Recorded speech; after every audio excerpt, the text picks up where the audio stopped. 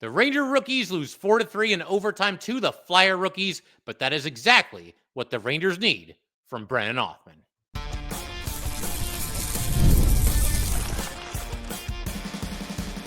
You're Locked on the New York Rangers, your daily podcast on the New York Rangers. Part of the Locked On Podcast Network, your team every day.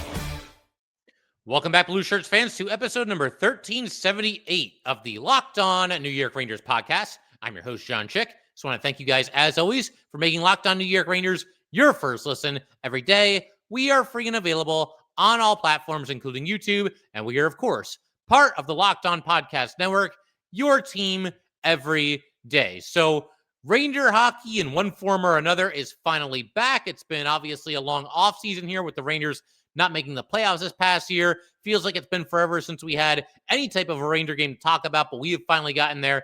The Rangers do lose 4-3 in overtime to the Philadelphia Flyers in this first game of the two-game rookie series between the Ranger rookies and the Flyer rookies. Nevertheless, I think there are certainly some positive takeaways from this contest for the Blueshirts, not the least of which is a very, very strong performance from Brennan Othmann. You know, we talked about Othmann the episode before this one, coming into this two-game set here, and how there's really no reason why he shouldn't be one of the more dominant players on the ice for this game. For lack of a better term, he should essentially be the bully out there. I mean, this is a former first-round pick for the Rangers, and on top of that, he is competing or participating, rather, in his fifth consecutive Rangers rookie camp. I think I said fourth the other day, and apparently I'm bad at math because apparently it is indeed his fifth rookie camp for the Rangers. But he did very good. Something else we mentioned in the episode before this one is that he didn't necessarily need to dominate in terms of stuffing the score sheet. Now, he did score a goal, the first goal of this game, and that's great. But he needed to be noticeable in other aspects of this game. The intimidation factor, the in-your-face kind of factor that Brennan Othmann brings to the table. You know, the big selling point with Othmann and why he was going to be a first-round pick and ultimately was the Rangers' first-round pick, going back a handful of years, is that combination of skill and snarl. It doesn't grow on trees, but Brennan Othmann brings it in spades. And pretty much all the good things about Brennan Othmann were on display in this game here tonight. He was on the top line with Gabe Perreault and Noah Laba. This really could be a Ranger line of the future. I mean, I don't think we're there yet. I think for sure we're going to see Othmann and Perreault on the Rangers this season, potentially both out of training camp. And even if not, certainly at some point, those two will be up with the Rangers, even if they start this season with the Wolfpack. Noah Laba, I mean, he could debut for the Rangers this season. I don't think he'll break camp with the team or anything like that. But yeah, I mean, this at one time or another could eventually become, a bona fide, very important line for the New York Rangers. Othmann, Perreault, and of course being centered by Laba. But we'll get into Othmann's performance in this game. We'll get into some of the highlights. I did want to call some attention to this, though. A couple of interesting talking points coming out of the Ranger training camp portion of the rookie camp. We had a couple of practices for the rookies before we had this first game here. And he mentioned that he was a little bit nervous last season with the Rangers, and also that he needed to be around NHL guys when he was training this offseason for that very reason. And he's been working out with some pretty prominent names, it sounds like. This is a quote from Brennan Othmann after one of the two practices before the game here tonight. I feel like I belong. I still think I belong. Not scoring a goal is tough, and a lot of people know that. I wasn't questioning my abilities or my game or anything like that. It just wasn't going in. It's not like I was playing bad hockey. Sometimes it happens, and that takes a toll on your mind. And yeah, there were times last year where he certainly felt a little bit snake bitten, and we've talked about it. 25 games with the Rangers last year and did not score a single goal. And this is somebody that is very, very used to, very, very accustomed to, and very, very much expects himself to put the puck in the net. And obviously, it just didn't happen with the Rangers last season. I don't think that it's any reason for major panic. I mean, it is a little bit noteworthy, right? You got a first-round pick, played 25 games, did not score a single goal. But look, I know this is a rookie game. I know Othmann is going up against guys who are younger than him, guys that just got drafted not too long ago, either this year, the year before that, or whatever it might be. Guys that were taken later in the draft, significantly later in the draft than Brennan Othmann was. But you know what? Never too early, never a bad thing to see Brennan Othmann put the puck in the net. He is a scorer. He is a sniper. He's got a heck of a shot. And the more we see of that early, whether it's in these games, whether it's the preseason, practices, whatever it might be, it's never too early to kind of rediscover that scoring touch that Brennan Othmann just seemed to be lacking at least a little bit last season. So that was great. And something else that I found interesting as well. We were talking about Othmann participating in this camp and in these games at all. Apparently, the Rangers did give him the option of whether he wanted to do this or not. And he said he was on board. He said he was ready to go. Let's do this thing. And really, he mentioned this too, but with a new coaching staff, I mean, why not, right? Is there really any downside for Brennan Othmann playing in these games? So I'm glad that he did. He was also wearing an A in this game on his sweater for, alternate captain. I also noticed that Scott Morrow had an A. Don't know if there was a third one. I might have just missed it, but those two definitely were sporting A's for this game. And as far as the highlights from this game for Othmann, let's go ahead and dive into those. Again, he's out there with Noah Laba and Gabe Perreault. I thought that obviously one of the more impactful things that happened was the goal that was scored by Brennan Othmann earlier in this game. But there's actually another shift I want to point to. We'll get to that in just a second. As far as this goal, though, this was the first Ranger offensive zone possession of the game, really. For the first 4 minutes or so, it was tilted. Hugo Olas was making some nice saves for the Rangers, keeping the Flyers off the scoreboard. And then the Rangers eventually went the other way. And you've got a situation where there's a pass in deep to Noah Laba, or rather the puck was played into the corner there. And Noah Laba goes after it. And, there's a Flyer there. Laba gets to the puck first. He's about to take it behind the net, but instead he stops, uses his body, his big frame to his advantage to shield the puck. He's got another Flyer bearing down on him. He knows he's running out of time. He's got really nowhere to go. And that's where he backhands, beautiful pass to the center of the ice to Brennan Othmann. Othmann's in deep. Othmann spins around to his left and scores all in one motion, gives the Rangers the 1-0 lead. And something else that stood out about this goal for me is that this is just an area of the ice, right in front of the net, where we didn't see the Rangers score a whole lot of goals last season. So just seeing that, again, it's a rookie series. You can't go crazy about it. I understand all that. But just seeing that was a very refreshing sight, at least for me, maybe for some of you as well. And cannot say enough about the job that Noah Laba did on this play, keeping the play alive, protecting the puck, making a beautiful pass to make it happen, get it over there to Brennan Othmann, who obviously buried it. There was another situation later in this game then, too, where, in fact, it was just a couple of shifts after this. The Rangers, by this point, were up 2-0 because Dylan Robrick had scored. And that's all well and good. But what was funny about this is that the ice was completely tilted in the Flyers' favor. And it's not too often you say this, but the Rangers had yet to spend any considerable time in the Flyers' zone. It's not too often you say that when your team is already up 2-0. But that pretty much was the case. And then they end up, the Othmann line, that is, having a really strong offensive zone possession that seemed to get the Rangers going a little bit, finding their game. Again, it sounds strange saying that after they were already up 2-0, but if you watch this game, you probably know what I was talking about. They weren't really doing anything in the Flyers' offensive zone. The Robrick goal was really soft, came out of nowhere, and the Othmann goal is a good goal, but that was kind of a quick strike as well. But they had a strong offensive zone possession not too long after this that I thought got the Rangers going at least a little bit. There was also a situation, I think this is in the first period as well, maybe the second. Othmann and Gabe Perreault, obviously, probably the two most important prospects to the Rangers moving forward. They had a little crisscross move on a rush into the offensive zone, and they really kind of confused the Philly defenders. Gabe Perreault sort of got lost in the center of the ice. The Flyers had nobody anywhere near him. Unfortunately, Othmann did get to the puck along the boards, wasn't able to center it over to Gabe Perreault, but that would have been a grade A scoring chance as well. And then I mentioned this as well. It's one thing if Othmann scores or he doesn't score, whatever happens, but he's got to be noticeable and he should be involved in any of the temperature rising moments of these games here. And I think that we saw that for sure. There was a situation where Hugo Olas made a really nice save. They cut away to show a replay, and the Flyer announcers said Jack Nesbitt and a Ranger were getting into it. I believe that Ranger was Brennan Othmann. They came back after the replay, and things were starting to settle down a little bit. But right after this happened, offensive zone face-off for the Flyers. They win the face-off back to the defenseman. Othmann takes off like he's shot out of a cannon and basically just absolutely runs over the Flyers defenseman, knocked him out of the ice. The puck shot out of the Rangers zone, I think all the way into the Flyer zone. Now, the other Flyer defenseman was able to go back and get it before Othmann could get there. But man, what a hit. He absolutely trucked this guy.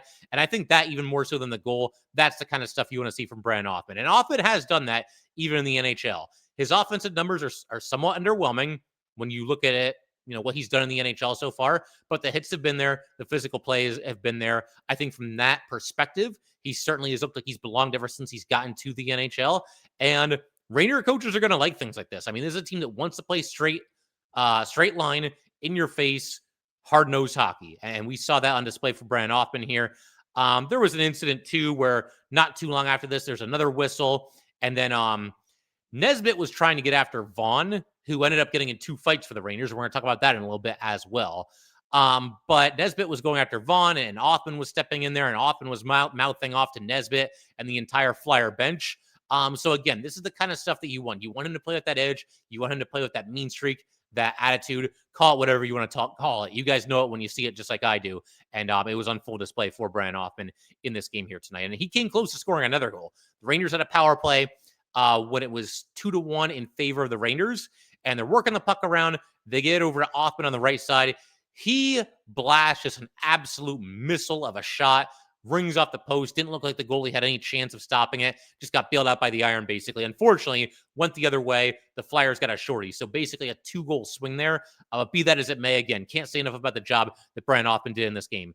Not like if he doesn't perform in this game that we're all going to wave the white flag and declare him a bust or anything like that.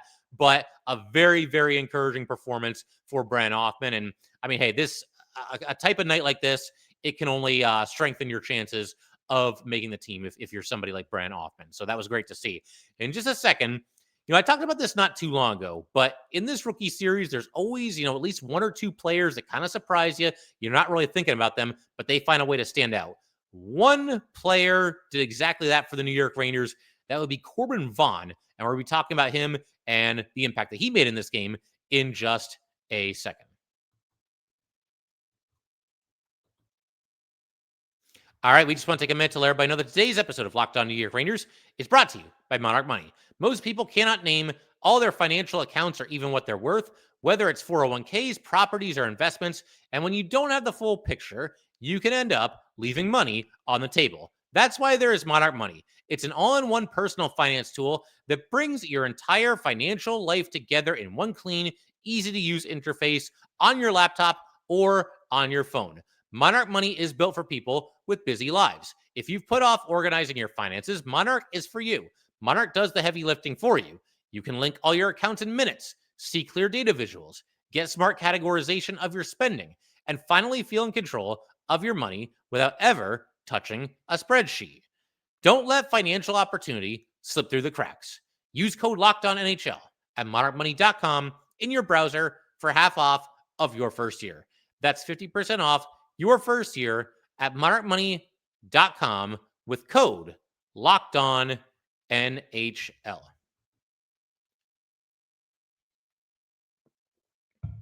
All right, let's go keep everything rolling here on Locked On New York Rangers. Big shout out to the everydayers. As always, thank you guys so much. Ranger hockey is basically here. I mean, again, this is kind of an anomaly, I guess you could say, but it's hockey. I mean, they're wearing the full Rangers uniform and everything, and it's always a lot of fun to get a good look at these young players that are coming along and obviously trying to make an impact. So for the everydayers, next episode, take a wild guess. It's going to be game 2 of this Rangers-Flyers rookie series. Going to discuss everything that happens in that game, who stood out in a good way, a bad way, the whole 9 yards. You guys know what to expect. Game 2, by the way, Saturday, puck drops at 5:05 p.m., so a little bit earlier start time than this one. But to keep everything rolling here, like I was just talking about a second ago, there is always a player or two, and this probably applies if you're a Flyer fan as well, but I'm speaking as a Ranger fan, where you look at the rosters, you come into camp, you've got certain people that you know you're going to keep an eye on. We just talked about one of them, obviously Brennan Othmann. But then there's names that you're barely familiar with, you've barely heard of them, but one of those names stands out and stands out in a positive way, or at least an impactful way. And I think tonight, defenseman Corbin Vaughan, he was that guy. He was definitely that guy for the New York Rangers. The first thing that got my attention when it came to Vaughan, because I'm I'm seeing him get into all these fights and dishing out a couple of big hits in this game and otherwise playing, pretty solid hockey as well. And I'm like, all right, well, I barely know anything about this guy. Let me look this up. And I go to his Elite Prospects page, And there was something there that the Flyers announcers referenced while they were calling this game. This is what it says about Vaughan in the Elite Prospects 2024 NHL Draft Guide. This first sentence is incredible. When Vaughan steps on the ice, expect violence. The 6'2" defender loves to line up opponents with crushing open ice checks and gladly takes any opportunity to get the extra shot in. He throws reverse hits, wins positioning, and traps opponents along the cycle. When combined with his ability to angle opponents and time poke checks, he's a formidable defender in just about every situation. So that'll get your attention right there. And that was all on display. I mean, he did not pass up any chance to play any kind of brand of physical hockey. He certainly was willing to drop the gloves a couple of times as well. As far as what we know about him, 19 years old, lefty shot, defenseman, like I said, 6'1", 198 pounds. It's good size. It's not like elite size for a defenseman, but this guy is out there. Like the scouting report said, if he's on the ice, expect violence. For his career, for anybody that might be wondering, he has played 4 seasons in the WHL. The first 3.5 with the Regina Pats, the last half season with the Prince George Cougars. 124 games in the WHL, only 5 goals, only 12 assists. So very clearly, scoring is not his thing. He is also a minus 35, but it sounds like his calling card, like we were just talking about a second ago, is the hitting, is the physicality, and apparently the willingness to scrap as well. And this is somebody that, I mean, look, he's doing what he's got to do to try to turn some heads, get some attention. I don't know that he has like this incredibly bright future with the Rangers, but you never know what can happen. And something like this can at least be the start of the Rangers, beginning to at least take him seriously, at least give him a couple of looks. I found this as well because I'm scouring, between periods and trying to find as much information as I can on this kid. He was also suspended by the WHL this past January. I found this on an Instagram post of all things. And I'm not like celebrating the fact that he got suspended. I didn't see video, wasn't able to find video of the play that got him suspended. But again, it just kind of, it adds to that idea that very clearly this is a guy that goes out there, plays with a ton of snarl and a ton of edge. But basically, he was suspended for a charging infraction against Swift Current, and he was suspended for 10 games. The post on Instagram includes a picture of Vaughan with a very bloody face and his arm in the air. I thought about showing it here on the podcast, but I don't know. It's kind of a gruesome image. I don't want to subject anybody that doesn't want to see it. YouTube has weird rules about this and that, so let's just pass on that. But you can find it for yourself. It's on Instagram. If you put his name in there, I'm sure it'll come up. And then, of course, in this game, I mean, the first thing I noticed, it wasn't one of the fights. It was just a big hit that he laid on his opponent in the neutral zone, just cracked him into the boards, clean as a whistle, clean hit. But then, not too long after this, in the first period, Hugo Olas makes a tough save. There's a scrum, and this is where Othmann got involved. On the ensuing faceoff, Othmann trucked the defenseman. We already talked about that. But then on the faceoff after this, we have a situation where the gloves come off. And this was in the second period at this point. But basically what happened, Vaughan delivered a big hit in the neutral zone. The whistle blew almost immediately after that. And Gauthier went after Vaughan. Vaughan won this fight decisively, got him down the ice, landed a couple of really big right hands. Then later in the game, in the second period, you had Bolton basically jumping Vaughan. And Vaughan, as decisively as he won the first fight, he lost this one pretty decisively as well. But regardless, obviously, this is a rough and tumble, take no prisoners player, and somebody that is willing to drop the gloves when the occasion calls for it. Would not be shocked to see it happen again in the next game. Because again, this is somebody that is very unheralded prospect, and you got to turn heads one way or another. And maybe he feels like fighting and obviously playing a physical brand of hockey is the best way to do it. But I had a lot of fun watching him tonight. He certainly is an entertaining player. And, we'll see if he ends up becoming like a sleeper and ends up making it to the NHL. Maybe at some point he's playing games with the Rangers, or he could become a complete footnote in Ranger history. But for one night at least, I was certainly entertained by Corbin Vaughan, and curious to see what he does for an encore in Game 2. He wasn't the only, standout, though. Obviously, we covered Othmann, we've covered Vaughan. A couple other individual players I want to talk about in just a second, including Jaroslav Chmelar. Pronouncing that as well as I possibly can. We will talk about his strong showing in just a second. A couple other players in the Rangers showing up for this game in a big way for this 2-game set against the Flyers as well. We'll get to that in just a second. All right, we just want to take a minute to let everybody know that today's episode of Locked On New York Rangers is brought to you by FanDuel. The NFL season is here, and FanDuel is making sure you are ready for kickoff with a can't-miss offer.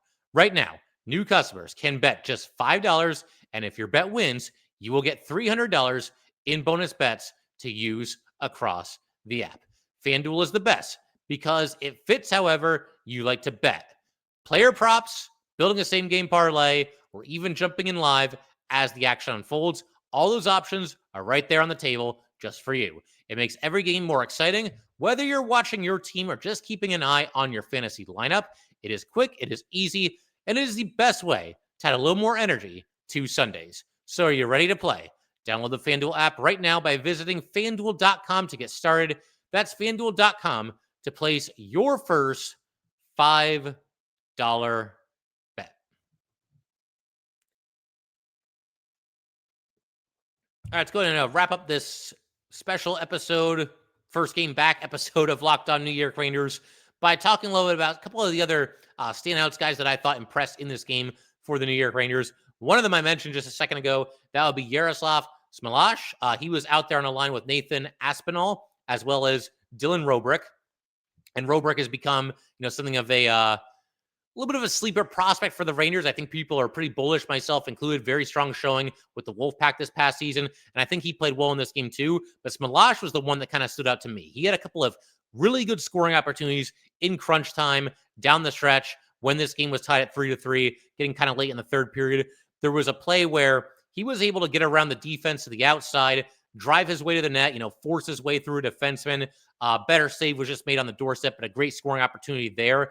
That was actually when the Rangers were up 3-2. And unfortunately, this is the second time in this game where the Rangers had a really good chance to score. The Flyers went the other way, and they scored instead. So in a roundabout way, you could kind of make a case there were two separate 2-goal swings or potential 2-goal swings in this game that went against the New York Rangers. But, look, fair is fair. The Flyers, they were opportunistic in those spots, but nevertheless, still a great individual effort by Chmelar here and a good scoring chance as well. Not too long after this, it's tied 3-3. We're down to less than a minute 30 or so to go in the game, and Chmelar gets in deep again. His shot, once again, though, is stopped with 1:21 remaining on the clock. So Chmelar coming close a couple of times to potential game-winning goals for the New York Rangers. And I mentioned a second ago, he's out there with Aspinall and Dylan Robrick. So that is a gigantic line. They were kind of the de facto third line for the Rangers in this game. But they overall, I thought, played pretty well. And if nothing else, you're certainly going to know when they're out there because they are very big. But as far as Chmelar is concerned, this is a name that I think people are probably familiar with. He's been with the Ranger organization for quite some time. He was drafted by the Rangers back in 2021 in the 5th round. Now a 22-year-old winger. He can play either wing. But yeah, 6'5", 220 pounds. Last season was his first extended run with the Hartford Wolfpack. 71 games, 12 goals, 17 assists, 39 points. Not world-beating numbers, but solid for somebody that was taken in the 5th round years ago. Somehow, though, he was a minus 37 for the Pack this past season. That's a little bit of an eyebrow raiser for sure. But nevertheless, I would still expect Chmelar to have a pretty prominent role for the Pack this season. I would imagine he'll probably be in a top 6 role if I had to venture a guess right now. Somebody else that I thought stood out in this game for the Rangers in a couple of different ways, first bad and then good, would be Raul Boyard. He was able to score what looked like it could have been the game-winning goal for the New York Rangers. It broke a 2-2 tie, put the Rangers up 3-2. But this was after he took just a terrible penalty in the second period. At this point in the game, the score was tied at 2-2.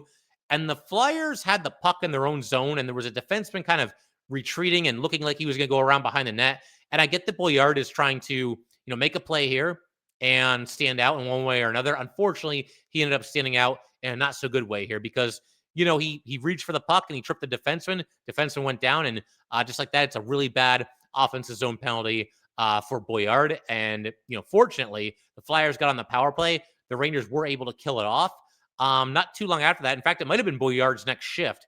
You had a really nice goal, some good passing here. Artem Gonchar to Bryce McConnell-Barker. to Boyard, and Boyard scores, gives the Rangers a 3-2 lead. Gonchar is one of only 2 Ranger prospects from this year's draft class that is playing in these 2 games and participating in the rookie camp. The other one is Evan Passmore, a defenseman, and everybody else is not participating. The others are at college and playing there. So that's interesting in its own right. We talked about Gonchar a little bit in a recent episode, but yeah, overall, Boyard played well. He is a 19-year-old lefty shooting forward and 201 pounds, 6'2", former 4th-round pick by the Rangers in 2024. Last 2 seasons combined in the QMJHL. This guy can score, and I realize the QMJHL is not the NHL. It's not even the AHL, but these numbers are very impressive. 121 games, 34 goals, 74 assists for a total of 108 points. And I thought overall he stood out in a positive way in this game. And I'll throw one more name at you guys before we call it and turn the page and look ahead to tomorrow's game 2 between the Ranger rookies and the Flyer rookies. It's going to be the goalie, Hugo Olas. And I realized that when a goalie gives up 4 goals, how good of a game could it have been, right? He got beat 4 times. You know what? I thought overall he played well.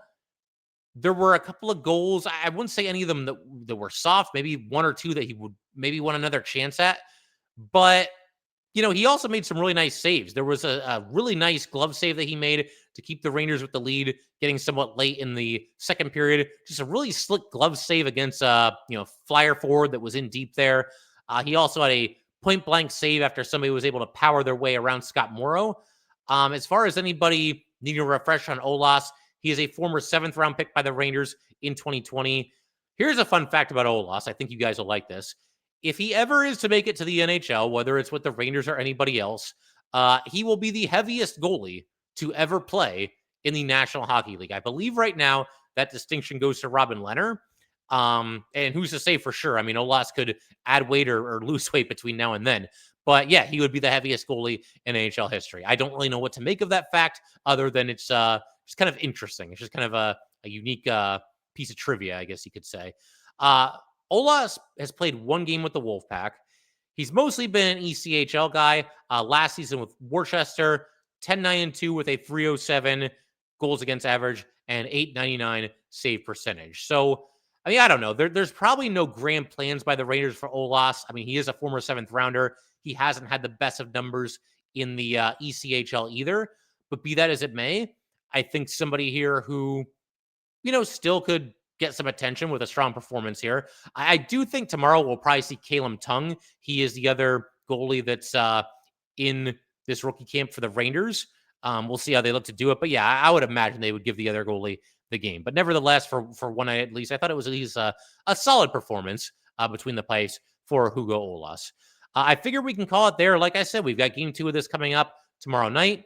That episode probably won't drop until Monday if I had to venture a guess, but I'll do my best to get it up for you, to get the episode published for you guys by midday on Monday. We'll see how it goes there.